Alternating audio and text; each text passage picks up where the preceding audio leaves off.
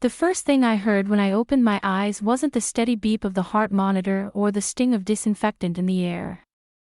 It was my mother's voice, low, almost casual, like she was asking about groceries. "Doctor, if her organ matches, can we use it for my son instead?" My chest felt heavy, tubes pressing against my skin, but the words cut deeper than any needle. My father's silence followed, then a cough, as if ashamed but not enough to protest. I wanted to believe I was dreaming. But the sharp smell of antiseptic reminded me, I was very much awake. "My name is Aisha. I'm 26, and until that day in the hospital, I had always told myself I could endure anything. On most mornings, my alarm would ring at 6. I wasn't the type to snooze it. There was something about the quiet dawn that felt like stolen time, before my mother's footsteps started echoing down the hall, before my father's newspaper rustled like thunder, before my brother's demands filled the kitchen. I liked mornings because they belonged to me. I would make tea just the way I liked it, strong, with a touch of cardamom. The steam fogged my glasses as I sat by the window of my tiny rented flat, watching the pale light seep into the city. For a few minutes, I could almost forget that I was the forgotten child. At work, I was different. Colleagues called me dependable. The kind who double-checked reports, who remembered birthdays, who stayed late without complaint. In the finance firm where I worked as an analyst, I wasn't anyone's star, but I was the quiet engine that kept things running. There was pride in that. Quiet pride. One evening, my manager stopped by my desk as I packed my laptop. He tapped the stack of files I had completed. "You know, if there were 10 more of you, this company would run like clockwork," he said with a grin. I smiled, not knowing how to answer. Compliments felt foreign, like trying on someone else's coat. Outside of work, my world was smaller. My flat smelled faintly of old wood and laundry soap. The furniture was secondhand, the kind that wobbled if you leaned too much on one side. But it was mine. Unlike the house I grew up in, where even the walls seemed to remind me of my place in the hierarchy. Growing up, the golden child was my brother, Samir. From the moment he was born, my parents' world shifted around him. His grades, his cricket matches, his college applications, each became the family's collective mission. My victories, no matter how small or hard won, passed unnoticed. I remember once in school, I stood on stage clutching a certificate for a writing competition I had won. The paper trembled in my hand as I scanned the crowd, searching for familiar faces. My parents weren't there. They were at one of Samir's tournaments, cheering until they were hoarse. That was the story of my life. I wasn't abused in the obvious way. No bruises, no shouting. But neglect has its own sharpness. The silence when you need a word of encouragement. The dismissive shrug when you hope for pride. The way love is rationed, handed out in uneven measures. And yet, I kept trying. I studied hard, worked part-time jobs, and eventually carved out a life where no one could take credit but me. My friends told me I had resilience. I just called it survival. Still, there were moments I longed for the simplest thing, to be chosen. To be looked at the way my mother looked at Samir, as if he were the sun itself. It was this longing, this stubborn ember inside me, that made waking up in that hospital room so devastating. Because even after everything, a part of me still believed my parents would never cross that final line. But they did. And that's where my world truly began to change. The hospital wasn't the first betrayal. It was simply the loudest. Looking back, I think the first cut came when I was 7. I had been sick with a fever for 2 days, my body hot and trembling. My father carried Samir, who was only 4 then, on his shoulders into my room. Samir was clutching a toy car, wailing because he wanted the newer model. My mother, exasperated, turned to me and said, "Aisha, can you be quiet for once? You're upsetting your brother." I remember lying there, soaked in sweat, staring at her. She didn't notice the tears that slid down the side of my face into the pillow. My fever didn't matter. His tantrum did. That's when I started swallowing my pain. Years later, in high school, I worked endlessly to win a scholarship. The day the letter arrived, stamped with gold, I ran downstairs holding it as if it were a treasure map. Samir was sprawled on the sofa, flipping channels. Ami, Abu, I called, breathless, I got it. A full scholarship. My mother barely glanced up from peeling mangoes. That's nice, Beta. But you know your brother has his board exams. Don't disturb him. My father hummed in agreement, eyes still on the TV. Samir smirked, knowing the world bent for him. My triumph evaporated in the silence. That silence became the soundtrack of my youth. By the time I was an adult, I had stopped expecting applause. But I still clung to a fragile thread of hope, that if I were ever truly in danger, my parents would step in. That illusion shattered the day of the accident. It had been raining heavily, the streets slick with oil and mud. I was on my way home from work when a motorbike skidded in front of the taxi I was riding in. The impact was sudden, the crunch of metal ringing in my ears. The world blurred, then blackened. When I woke, I was in the hospital bed, needles in my arm, the faint sting of antiseptic burning my nose. My chest ached with every breath. And then I heard it. My mother's voice. Doctor, if her organ matches, can we use it for my son instead? The words slid into my consciousness like ice water. My heart stuttered, and I froze, praying I had misheard. The doctor cleared his throat. Mrs. Rahman, I understand your concern, but your daughter is the patient here. She needs rest. My father coughed, low and awkward. Not a word of protest. Not a single defense. I lay there, eyes closed, forcing my breath to stay steady, even though every instinct screamed to sit up and scream. My lips trembled. Inside, something cracked, not a bone, but something deeper. Later that night, when the ward was quieter, I opened my eyes. The fluorescent lights hummed, harsh against the white walls. My mother sat by Samir's bed in the next room, her hand stroking his hair as he dozed. My father paced beside them, murmuring about the costs of treatment. No one came to sit by me. I stared at the ceiling until tears blurred the corners of my vision. My chest felt hollow, not just from the accident, but from the realization, I was dispensable. To them, I was a spare part. Days passed, and their behavior never changed. My mother fussed over Samir's meals, adjusting his pillows, bargaining with doctors about his medicines. When she came into my room, it was only to ask questions that circled back to him. How are you feeling? Do you think you'd be a match for your brother's transplant? Not once did she ask if I was scared. Not once did she say she was glad I survived. It was in that silence, thick, suffocating, that I finally understood. My place in this family wasn't accidental. It was chosen. Deliberate. I was the shadow child. The one to overlook, to sacrifice. But here's the truth about shadows, they survive by learning to move quietly, by watching everything. And I had been watching all my life. The betrayal burned, but beneath the ashes, something else began to stir. Something that had been waiting, quietly, for years. Time does not heal all wounds. It buries them, until something sharp digs them back up. For me, that sharpness came years later, when I was 29. By then, I had built a life far from my family. I had climbed the corporate ladder in a multinational company, my quiet diligence noticed by the right people at the right time. I wasn't flashy.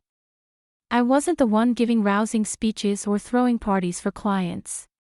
But I was steady, reliable, and sharp with numbers. Promotions came, slowly at first, then with surprising speed. By the time I turned 30, I was sitting in a glass-walled office, my nameplate gleaming on the door. For the first time, I didn't feel invisible. I had cut contact with my parents after the hospital incident. Phone calls went unanswered, messages left unread. They didn't try very hard either, which only confirmed what I already knew: I wasn't missed. So when my secretary knocked on the door one Tuesday morning to announce an interview candidate, I wasn't prepared for the name she said. Samir Rahman. The air in the room thinned. For a second, I thought I had misheard. My brother's name was one I hadn't spoken aloud in years. "Send him in," I said, keeping my voice steady. When the door opened, time folded in on itself. Samir walked in wearing a pressed suit that didn't quite hide its cheap stitching. His face was older, heavier, but the arrogance was intact. His eyes flicked around my office, at the shelves lined with books, the polished desk, the skyline beyond the window, and then landed on me. He didn't recognize me. "Good morning," he said smoothly, offering a handshake. "I'm here to apply for the senior analyst role." I looked at his hand, then at his face. My own brother. The same boy who had stolen my parents' affection, their time, their concern, even their willingness to trade me away. And he had no idea who I was. "Please, have a seat," I said. As he talked, I listened with the kind of stillness only years of practice could teach. He spoke of his degree, his struggles finding work, how the market was unfair. He spoke with the entitlement of someone who had always been cushioned, even in failure. But what struck me most was the way he framed his story. He painted himself as a victim, a misunderstood genius who never got the chances he deserved. Not once did he mention family. Not once did he acknowledge the sister who had vanished from their lives. When the interview ended, he stood, smiling. "I think I'd be a great fit here." I nodded. "We'll be in touch." As he left, my reflection in the glass wall stared back at me, older, sharper, but still carrying the echoes of that hospital bed. My fingers clenched the armrest of my chair until my knuckles whitened. That night, I couldn't sleep. I lay in bed, staring at the ceiling fan as it carved circles in the darkness. My mind replayed the hospital scene, my mother's voice asking if I could be carved up to save her son. And now that son sat across from me, seeking a job in the empire I had built for myself. The coincidence was too sharp to ignore. The universe, I thought, doesn't hand you revenge on a silver platter. But sometimes, it sets the table. The next morning, my secretary brought me a folder with Samir's resume. I opened it slowly, studying the words on the page. His grades were mediocre, his experience patchy, his references thin. He was not a strong candidate. But something inside me whispered, "Don't dismiss him." Not yet. I closed the file, my lips curving into a smile that felt both foreign and inevitable. If my parents had taught me anything, it was that silence could be a weapon. And I was ready to sharpen mine. The week after Samir's interview stretched like a taut wire, humming with tension. I carried myself through meetings, reviewed contracts, and signed documents, but inside, something was shifting. At night, sleep abandoned me. I would lie in the dark of my apartment, the city's muted glow spilling through the blinds, listening to the ticking clock. My body was still, but my mind roared. Images bled into one another. My mother's face at the hospital, casual as she asked the doctor if I could be cut open. My father's silence, heavier than any words. Samir, smirking on the sofa while I clutched my scholarship letter. Samir, grown now, sitting across from me as if nothing had ever happened. I turned onto my side, pressing a fist to my mouth, trying to stifle the sob that clawed its way up. Even after all these years, the pain still felt raw. I thought I had buried it, but it had been waiting, patient, biding its time. By dawn, exhaustion wrapped around me like chains. I shuffled to the kitchen, made my cardamom tea, and stood by the window. The city was waking, horns honking, shop shutters clattering open. People below carried briefcases, groceries, children on their hips. Lives in motion. And me? I was frozen. A shadow replaying the past. Why now? I whispered to the glass, my breath fogging it. Why did he have to come here? The answer arrived slowly, like water seeping into dry soil, because I was ready. I had spent my whole life enduring, swallowing, surviving. I had built myself brick by brick, away from the family that discarded me. And now, fate had brought the golden sun back to my doorstep, not for reconciliation, but for reckoning. The thought made me shiver. Still, doubt gnawed at me. Revenge wasn't something I had ever allowed myself to imagine. Was I capable of it? Could I look into my brother's eyes, the same eyes my parents once praised as full of promise, and strip him bare? That night, sleep again refused to come. I rose at 2 a.m. and paced my living room, bare feet cold against the tiles. My heart pounded with restless energy, my hands trembling. I thought of every time I had been overlooked. Every time my mother praised Samir's smallest achievement while dismissing mine. Every time I had hoped my father would stand up for me, only to be met with silence. Every time I had folded into myself, convincing my heart that being invisible was safer than being rejected. No more. My reflection in the dark window startled me. My eyes looked alive, burning, the way I had never seen them before. For the first time, I wasn't just surviving. I was preparing. I sat down at my desk, opened my laptop, and pulled up Samir's resume again. Each word now looked different, like cracks in glass. His lack of discipline. His inflated claims. His entitlement scribbled between the lines. I began to type notes in a new file, not about his strengths, but about his weaknesses. Every exaggeration. Every inconsistency. Every angle I could use. By sunrise, I had 10 pages of observations. When I finally leaned back, my eyes gritty, a strange calm settled over me. The decision was made. I wasn't going to scream, or confront, or throw my pain in his face. That would be too easy for him. He would laugh, dismiss, walk away untouched. No, I would do what I had learned to do best, move quietly. Let him believe he was safe. Let him walk straight into the life he thought he deserved. And then, when the ground was firmest beneath his feet, I would pull it away. Because revenge wasn't about noise. It was about precision. For the first time in years, I felt awake. Truly awake. I did not want to be the kind of person who celebrated with loud glee when someone failed. I wanted my victory to feel clean, inevitable, like light finally finding the fracture it had been chasing. That meant planning. Paperwork. Patience. First, I built alliances. I had learned long ago that workplaces are small ecosystems. Truth thrives when others hold pieces of it. There was Rena in HR, soft-spoken, exacting, a woman who tracked sick days like a ledger and whose grandson's drawings lived on her desk. There was Tariq, head of compliance, who loved rules the way some people loved prayers.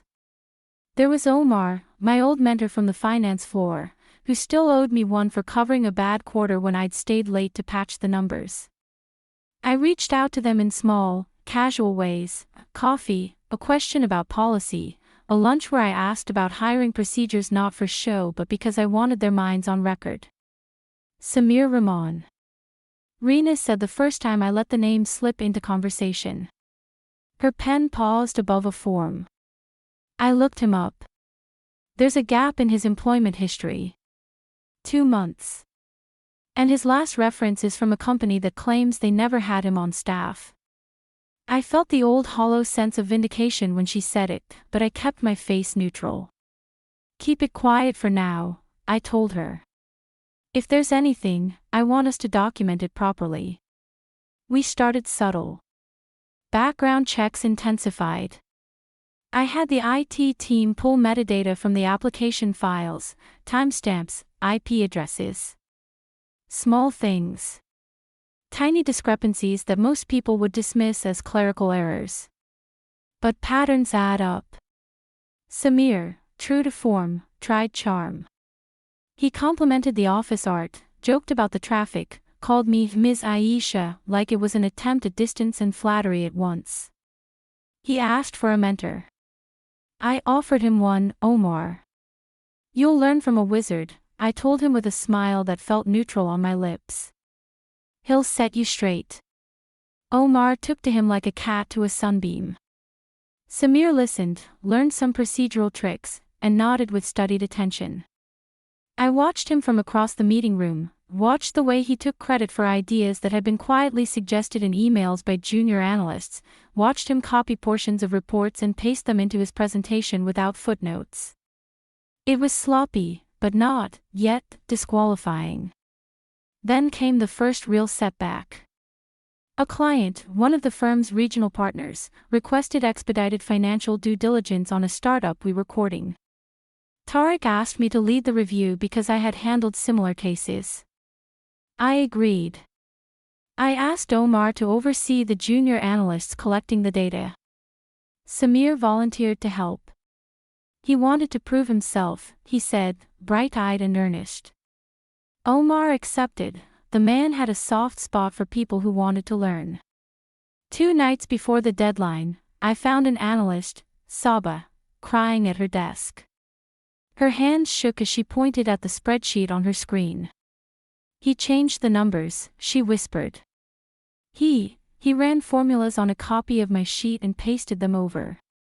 Now the cash flow looks cleaner, too clean. The original shows seasonal dips. He flattened them. I smelled burnt coffee and paper at her desk. My throat tightened. I asked to see the version history. The timestamps were there. Samir had worked on it. The changes were small, but deliberate. He had ironed out the dips into a predictable line. We patched the report. We reran the audit.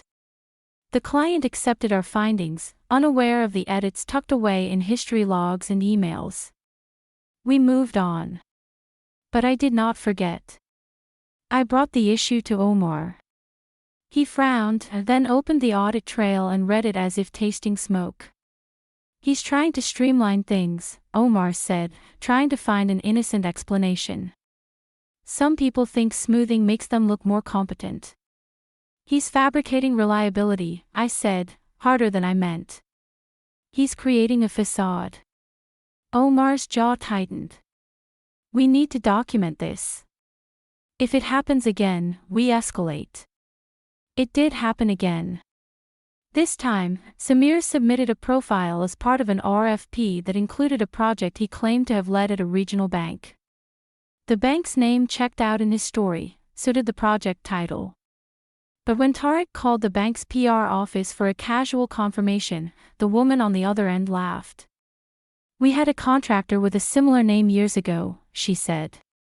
Not him. And we wouldn't list that kind of work in a public press blurb the way he described. It was small. It was also more than that, another seam in the mask.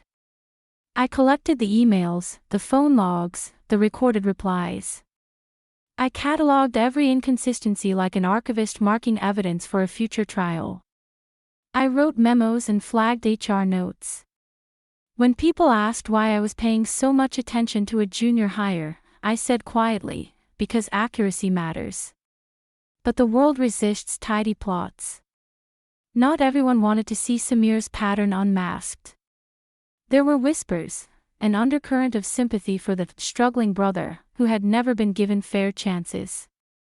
A few managers argued that he deserved mentorship, that a blemish here and there didn't merit ruin. There were also people who suspected I had personal motives. You're acting like a prosecutor, one senior partner said at a meeting, palms flat on the table. We don't run the company like a court. You're right, I said. We run it like a company that depends on trust. The phrase landed. It was the sort of steel-laced argument that settles things with logic rather than drama. We tightened reviews, established a two-person verification for client-facing documents, and created an internal audit trail that could not be altered without sign-offs. Samir grumbled, loud enough for his corners of the office to hear, but complied. Even so, there were moments I miscalculated. I had underestimated how quickly Samir could charm some people. He began to pull in favors, small ones at first, a referral to a networking event, a coffee with a media contact. He befriended a junior PR associate who loved his easy laugh. That associate spoke glowingly of his fresh ideas at the weekly roundup. I watched, angry and slightly absurd. Here he was, collecting light the way he had collected my parents' attention. Then a larger setback. An anonymous complaint surfaced through our internal hotline alleging that I was unfairly targeting Samir due to family history. The complaint accused me of harassment and misuse of authority. The letter used phrases I recognized from my own darkest nights: vindictive, personal vendetta, abuse of power. For a second, all the careful work felt like a house of cards. HR opened an investigation. I sat across from Rena, my hands folded on the table, my voice steady but my pulse thudding. You need to document every interaction, Rena said, her eyes kind but firm. We'll audit all files. Be transparent. Transparency is a strange thing when you've learned to hide to survive. I turned over everything, the memos, the emails, the background checks. I left nothing to interpretation. When the investigation concluded, the anonymous complaint was dismissed as unsubstantiated. The process had done me a favor. It produced a clear paper trail proving my adherence to policy. Setbacks reshaped the plan, but did not break it. I tightened my net. I asked junior analysts to CC their leads on every edit. I instituted a rotating review board for client-facing docs. I coaxed Saba into keeping copies of her original spreadsheets in a secure folder. At night, I printed out records and spread them across my dining table like an old-fashioned map: timestamps, emails, HR notes, client calls. The physicality of paper steadied me. Each sheet was another small truth. Slowly, the momentum shifted. Samir made a mistake that could not be smoothed over. A client presentation with numbers he had adjusted to look cleaner. The client CFO asked for the raw data and found the originals didn't match. It was a tiny discrepancy on paper, but in finance, paper is conscience. The client asked for an explanation. We presented the audit trail with calmness. Tariq explained the discrepancies. Omar testified to the mentoring and the edits. Samir stammered. He blamed miscommunication, poor versions, a formatting error. The client's trust eroded. They withdrew from the deal. It was not dramatic. There was no shouting, no physical collapse. There was only a slow, precise unspooling, a contract cancelled, a reference rescinded, a network image tarnished. In the aftermath, Samir's calls went unanswered. The PR associate who had once sung his praises avoided him in the corridor. He looked smaller in the cafeteria, shoulders rounded with the posture of someone who had been unmasked. I felt no triumph that tasted like gloating. My victory felt like the quiet closing of a patient case file. The injustice that had hollowed me was acknowledged in the only language this world speaks loudest: results and records. I had not yelled. I had not raged. I had shown the truth, and it had done the rest. But the struggle left me raw. There were nights I woke sweating, heart pounding with a memory of the hospital room and my mother's voice. I knew that exposing Samir would not undo the wound, would not make my parents apologize, would not stitch back the trust one had lost as a child. It would, however, lift the weight of being invisible into clear air.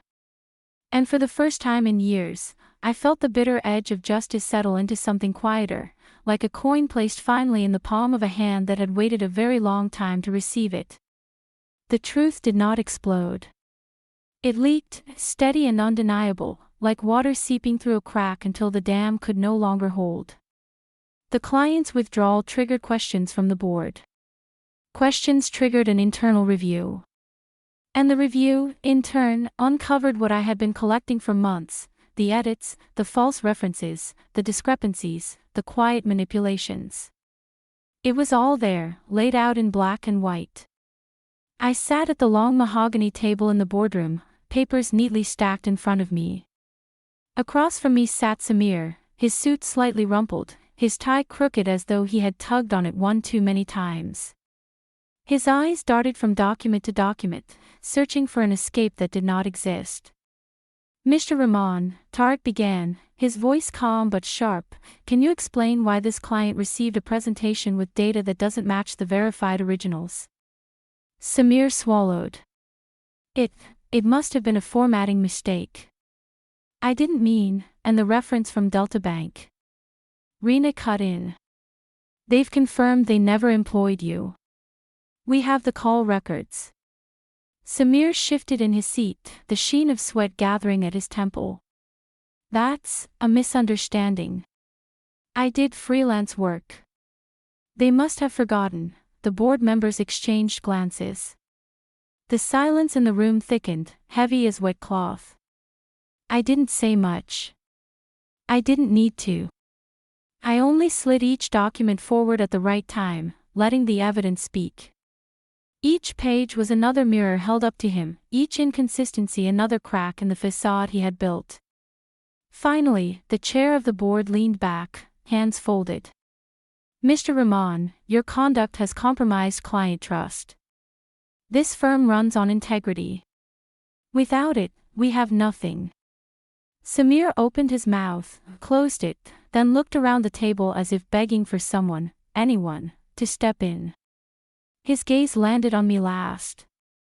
His eyes widened, recognition flickering there, faint but unmistakable. "Aisha," he whispered, the word more like a plea than a name. The sound of it stirred something deep in me, but not softness. It was clarity. He remembered. "Finally."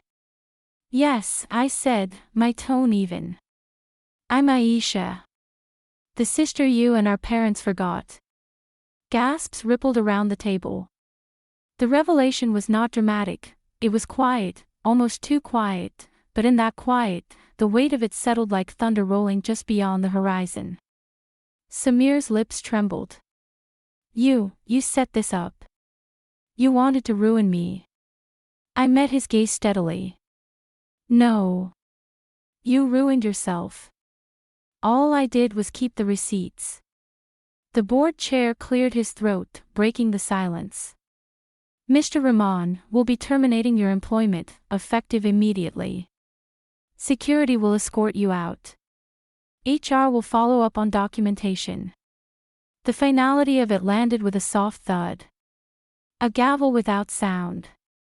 Samir slumped back in his chair, face pale, eyes vacant. He looked less like the golden boy of my childhood and more like an empty shell, a man stripped of the illusions that had shielded him his whole life. As he was let out, his eyes flicked to me once more. But there was no accusation left, no anger. Only a hollow bewilderment, as though he was finally tasting the flavor of being unseen.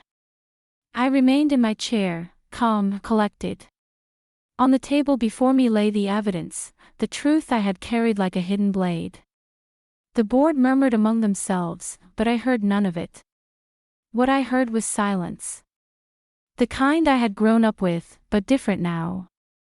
Not the silence of neglect, but the silence of justice delivered. For years, I had been invisible. That day, my invisibility became my weapon. And it had cut clean. The meeting ended, but its echoes followed me for days. I didn't celebrate. There was no champagne, no victory dinner, no applause. Revenge, I discovered, didn't taste sweet. It tasted quiet, like cold air after a long rain, sharp enough to sting but clean enough to breathe. The firm carried on. Clients stayed. Projects resumed. Samir's name disappeared from the reports and emails with an efficiency that startled me. In business, people vanish overnight, and the world keeps moving. But I didn't move right away. The evening after his dismissal, I walked home instead of taking a cab. The city hummed with traffic, neon signs flickering against damp pavement. I passed strangers with tired faces, shopkeepers closing their shutters, a boy chasing a runaway balloon. Life, indifferent and relentless. At home, I boiled water for tea and sat by the window. The steam curled into the air, fogging the glass slightly. Beyond it, the skyline stretched in shades of gray and gold, the last light of day clinging stubbornly to the buildings. For years, I had imagined this moment, the fall of the golden sun, the vindication of the forgotten daughter. I thought I would feel triumph, or at least relief. But what I felt was emptiness. Not disappointment, exactly, but the absence of something I had expected. Samir was gone from the company, disgraced. My parents had long ago cast me aside. There was no one left to prove myself to. And without that fight, without that invisible weight pressing against my ribs, I felt light in a way that was almost frightening. The next morning, I called in late. I walked instead to a small park tucked between two apartment blocks. The air smelled faintly of cut grass and rain. I sat on a bench under a chestnut tree and watched the pigeons strut across the path, bold and ridiculous. For the first time in years, I let myself sit without planning, without plotting. Just breathing.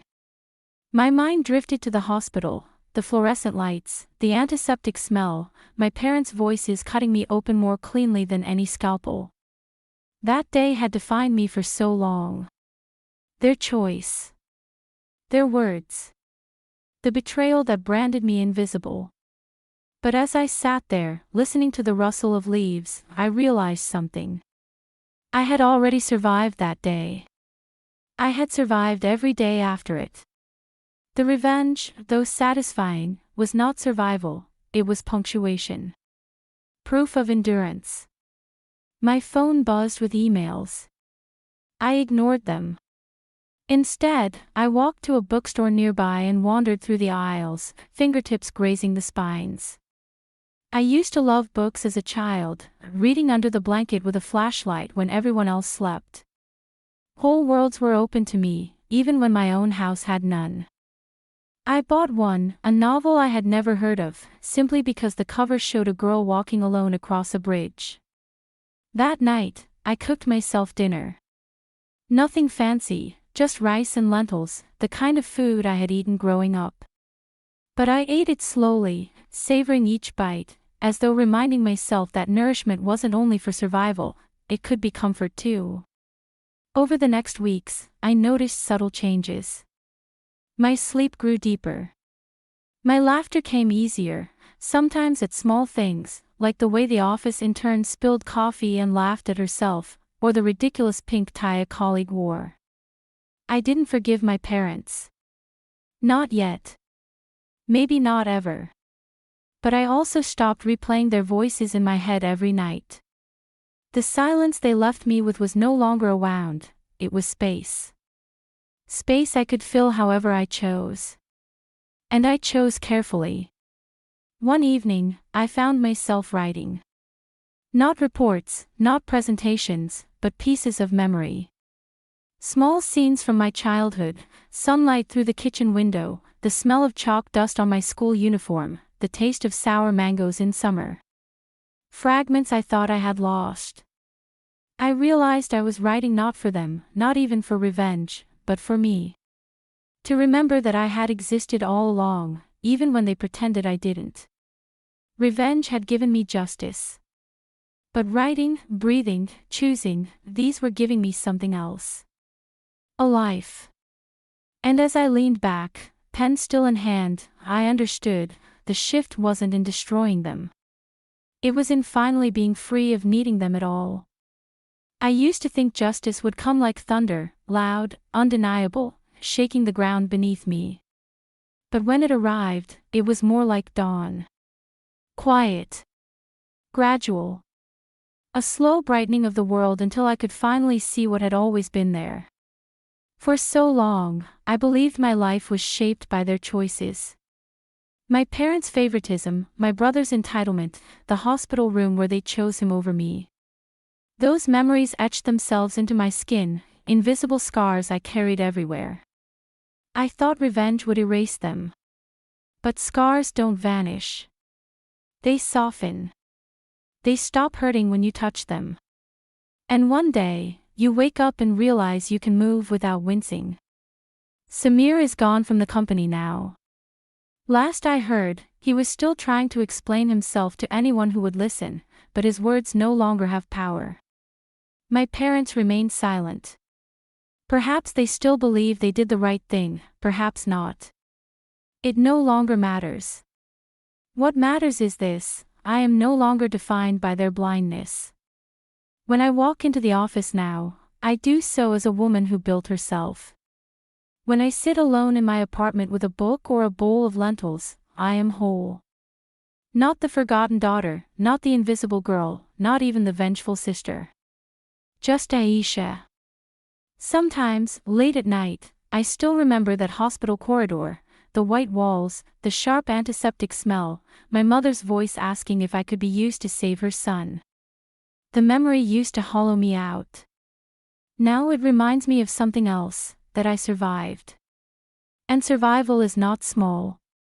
Survival is a beginning. I look out my window as I write this, the city lights glittering like scattered embers against the night. Cars pass, people laugh on the sidewalk, life goes on. Somewhere out there, another forgotten child might be listening through a door, might be told they are less than someone else. I wish I could reach them, hold their hand, and whisper what took me years to learn: you are not invisible. Not to yourself. Not anymore.